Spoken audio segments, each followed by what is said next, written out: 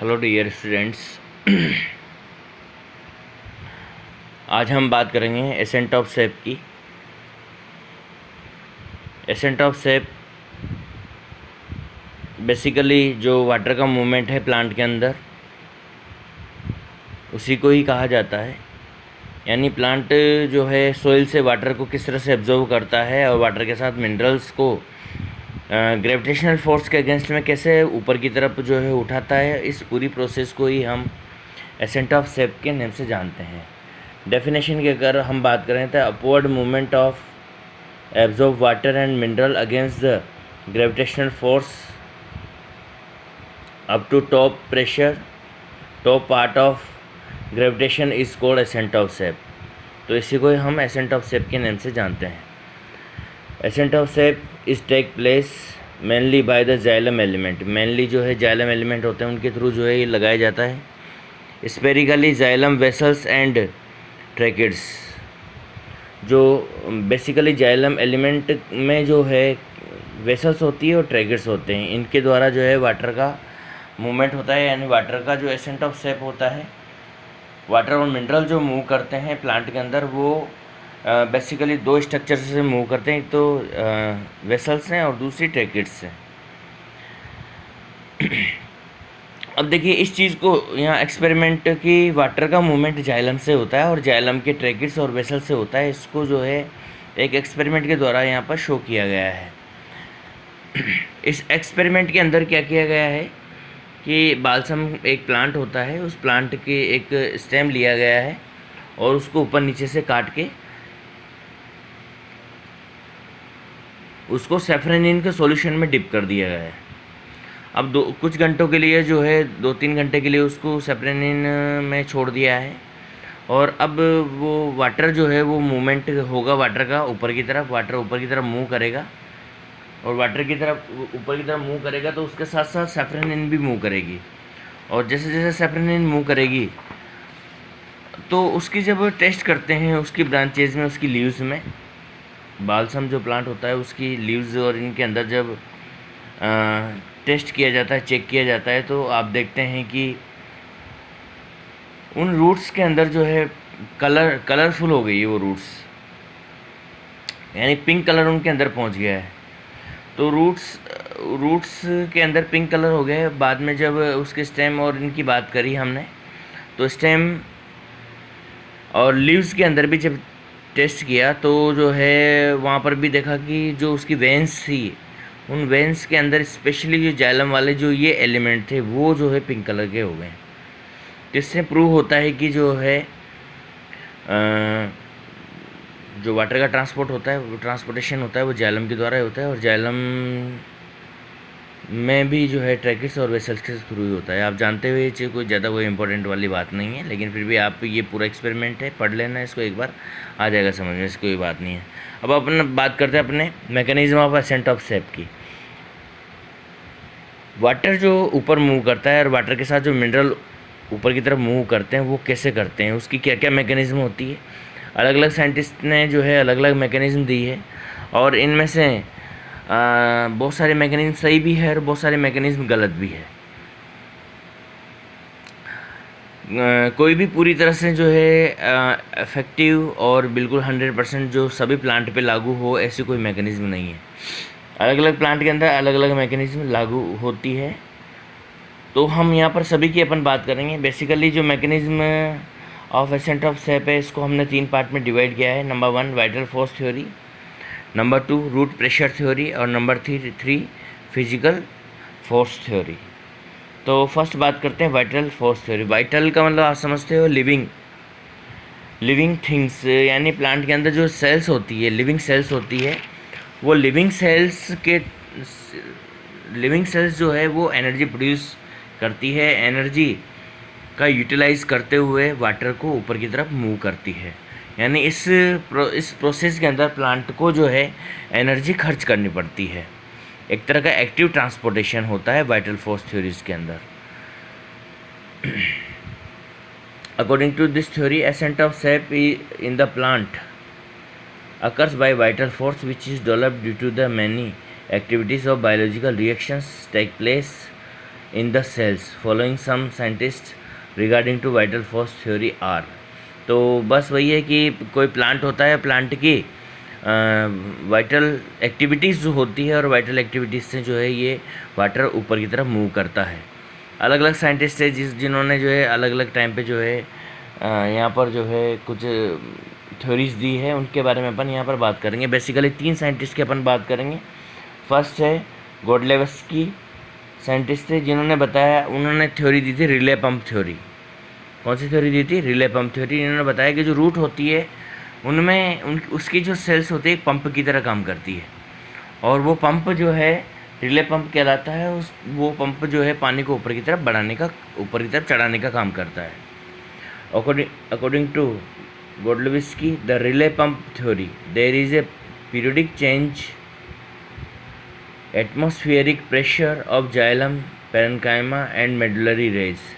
This living cells work as relay pump। तो यहाँ पर जो बेसिकली जाइलम, पेरेनकाइमा और मेडुलरी रेज की जो सेल्स होती है, जो लिविंग होती है, वो जो है रिले पंप की तरह काम करती है, और उनमें जो है एटमॉस्फेरिक चेंजेस, प्रेशर की वजह से चेंजेस आते हैं, और वो वाटर को जो है ऊपर की तरफ चढ़ाने का काम करती है। दूसरी बात करते हैं जेसी बॉस। इन्होंने जो है रिदमिक पल्सेशन इसमें जो है शो किया था अपने एक्सपेरिमेंट के थ्रू। हालांकि वो जो है ज़्यादा एक्टिव नहीं था और ज़्यादा इफ़ेक्टिव भी नहीं था। बाद में जो है उसको जो है रॉन्ग मान लिया गया। ये प्लांट होते हैं कुछ स्पेशल टाइप का प्लांट है जिसको कहते हैं इंडियन टेलीग्राफ प्लांट होता है, और इसके अंदर जो है स्पेशल टाइप के मूवमेंट्स होते हैं। उन मूवमेंट्स के आधार पर इन्होंने बताया था कि जो इसका इनर मोस्ट पार्ट जो होता है, उसकी सेल्स जो होती है, कोटेक्स की सेल्स, उन्हें रिदमिक पल्सेशन होता है। अब रिदमिक पल्सेशन वही होता है जैसे अपने हार्ट के अंदर होता है।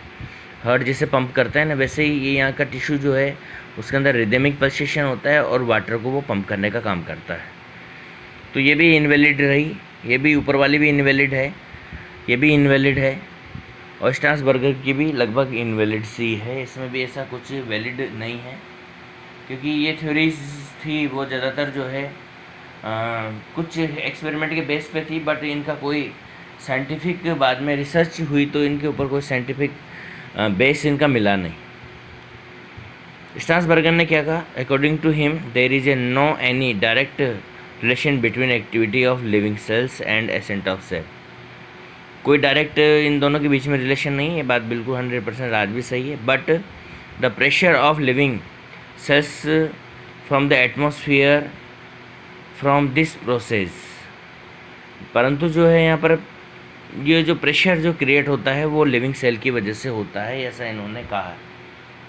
ठीक है, तो प्रेशर का भी जो है बाद में पता चला कि लिविंग के ऊपर जो है कोई विशेष इफेक्ट नहीं पड़ता है। वैसे हम पैसिव की बात कर चुके हैं, और पैसिव में भी आप जानते हो कि पैसिव ट्रांसपोर्ट ही होता है 98% प्लांट के अंदर, और उसमें भी जो है 2 फिजिकल फोर्सेस काम करती हैं, उनकी अपन आगे बात करेंगे।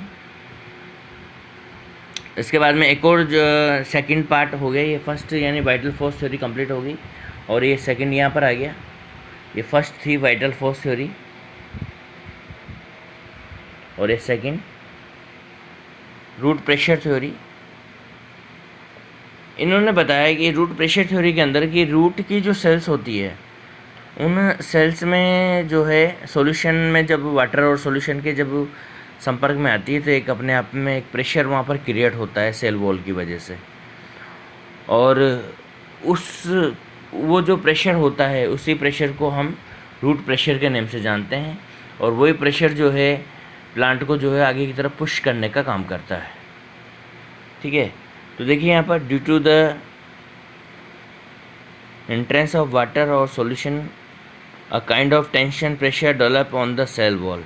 जैसे वाटर अंदर की तरफ एंटर करता है तो वहाँ पर एक प्रेशर क्रिएट होता है, and the wall tried to regain its previous stage, और इसकी वजह से जो सेल वॉल होती है उसका वो अपनी पहले वाली स्टेज में दोबारा आने की कोशिश करती है। In this process positive pressure develop, अब जैसे मतलब सेल वॉल के अंदर वाटर एंटर करता है तो उसके ऊपर टेंशन क्रिएट हो जाती है, और टेंशन से प्रेशर वो वापस अपने स्टेज में आती है, तो वहाँ पर एक प्रेशर क्रिएट होता है, और ये प्रेशर जो होता है पॉजिटिव प्रेशर वहाँ पर डेवलप हो जाता है on the matter present into the cell. As a result of it some matter comes out into the vessels from the cytoplasm, और इसकी वजह से वेसल्स में से कुछ मैटर निकल कर साइटोप्लाज्म में आ जाता है। Due to this matter a pressure develop into the vessels is called root pressure, और इसकी वजह से जो रूट प्रेशर डेवलप होता है उस प्रेशर को हम रूट प्रेशर के नेम से जानते हैं। The root pressure is measured by the manometer, इसको जो है मेजर किया जाता है मैनोमीटर के द्वारा मेजर किया जाता है। 2 atm pressure is sufficient to the rise water up to 20 metre into the plant. ठीक है, 2 atm प्रेशर जो है इसमें ज़रूरत होती है 20 metre in plant, but high wooden plant required 12 atm pressure, लेकिन ज़्यादातर जो वुडन प्लांट है उनको जो है 12 atm प्रेशर की ज़रूरत होती है। Root pressure is not found in gymnosperm में रूट प्रेशर नहीं मिलता है। तो इस तरह का एक मैनोमीटर होता है जिसके अंदर जो है ये वाटर भरा हुआ रहता है यहाँ पर, और ये रबर की ट्यूब होती है, और ये प्लांट का स्टेम होता है जिससे ट्यूब लगा देते हैं, और ये यहाँ पर जो है Hg भरा होता है, इसके अंदर मरकरी भरा हुआ रहता है, और फिर जैसे प्रेशर यहाँ पर क्रिएट होता है तो उसको यहाँ पर हम मेजर कर लेते हैं। तो मैनोमीटर होता है जिससे रूट प्रेशर हम मेजर कर सकते हैं, जो कि बहुत कम होता है, बहुत कम जो है मेजर किया जाता है। अब लास्ट थ्योरी की अपन बात करते हैं, physical force theory. Last theory है और सबसे इम्पोर्टेंट थ्योरी यही है, और यही थ्योरी जो है आज मान्य है। बाकी और थ्योरीज़ में जो है इतना जो है उनका साइंटिफिक व्यू उनका मिला नहीं है, और साइंटिफिक रिसर्च जब हुई उनके ऊपर तो उनके लिए कोई बेस जो है रिसर्च में मिला नहीं। इसके लिए पूरा बेस हमारे पास है, और इसी थ्योरी को जो है बचपन से आपको पढ़ाया जाता है। आप 9th-10th क्लास में पढ़ते हैं जब भी डिक्सन जोली की cohesion force and transpiration pull theory के बारे में बात करते हैं, और इसी से जो है वाटर ऊपर की तरफ मूव करता है। According to this theory ascent of sap of plant occur due to the physical forces theory only and living cells do not take part। तो इस थ्योरी के अकॉर्डिंग जो है जो शेप होता है वो फिजिकल फोर्सेस की वजह से ही होता है। इसमें लिविंग सेल का और इसका कोई जो है इफेक्ट कोई डायरेक्ट रोल नहीं होता है। Many scientist consider many kind of forces responsible for the ascent of sap at the different time. Most propound is the theory is Dixon and Joly. जो सबसे ज़्यादा मान्य जो थ्योरी है वो डिक्सन एंड जोली की ये थ्योरी है, जिसको कहते हैं अपन cohesion force and transpiration pull theory. तो ये थ्योरी को वैसे पूरा अपन समझ चुके हैं, पहले भी मैंने भी पहले आपको समझा दिया, डायग्राम बना के समझा दिया था कि किस तरह से प्लांट में जो है वाटर मूव करता है, और ट्रांसपिरेशन किस तरह से काम करता है, और कोहेजन फोर्स क्या होती है, दोनों के बारे में अपन ने बात कर ली थी।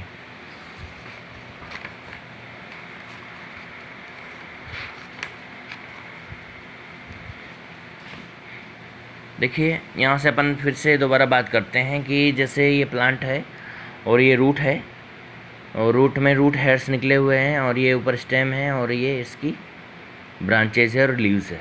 लीव्स के ऊपर क्या होते हैं, स्टोमेटा होते हैं, और स्टोमेटा दिन में जैसे ओपन होते हैं तो सनलाइट से वेपर की फॉर्म में जो है ट्रांसपिरेशन होना शुरू हो जाता है यहाँ से, यानी प्लांट यहाँ से जो है वेपर की फॉर्म में वाटर, प्लांट में से वाटर निकलना शुरू हो जाता है, जिससे यहाँ चारों तरफ पानी की कमी हो जाती है इन आसपास वाली सेल में, और वहाँ से जो है वाटर जो है वेंस के थ्रू, वेनलेट्स के थ्रू वेंस में से जो है स्टोमेटा में लिया जाता है, जिससे जो है मिड ड्रिप में पानी की कमी हो जाती है, और मिड ड्रिप पानी की कमी को पूरा करने के लिए ब्रांच में से लेता है।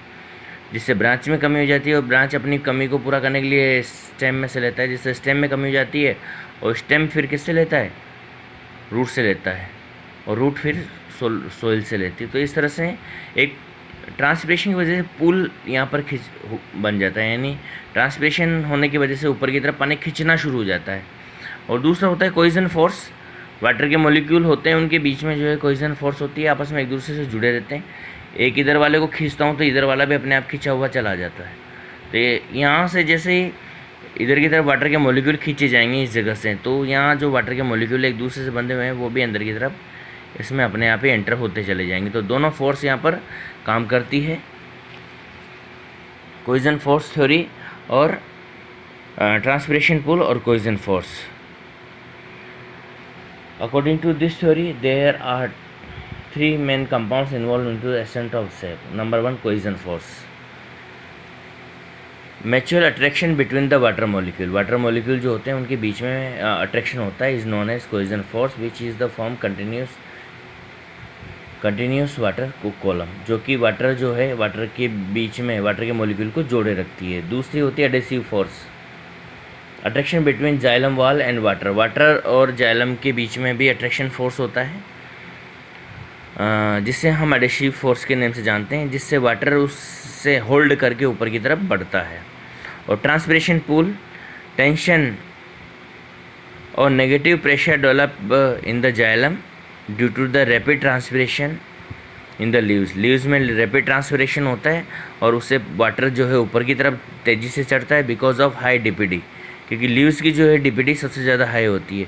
दिस क्रिएट ट्रांसपिरेशन पूल, इसकी वजह से ट्रांसपिरेशन पूल क्रिएट होता है, which is responsible for the pulling of water column in the xylem. और इसी खिंचाव की वजह से, पुलिंग की वजह से पानी जो है ऊपर की तरफ खींचता है। और पानी के साथ साथ पूरा एसेंट ऑफ शेप होता है, मतलब पानी के साथ साथ जो है मिनरल्स वगैरह भी वो ऊपर की तरफ खींच लिए जाते हैं। तो इस तरह से तीन फोर्सेस यहाँ पर काम करती है, कोहेजन फोर्स, एडेसिव फोर्स और ट्रांसपिरेशन पूल, और ये मिलकर जो है वाटर को बहुत अधिक ऊंचाई तक भी पहुँचा देती है। ठीक है, इसी के साथ ये चैप्टर यहाँ पर फिनिश होता है।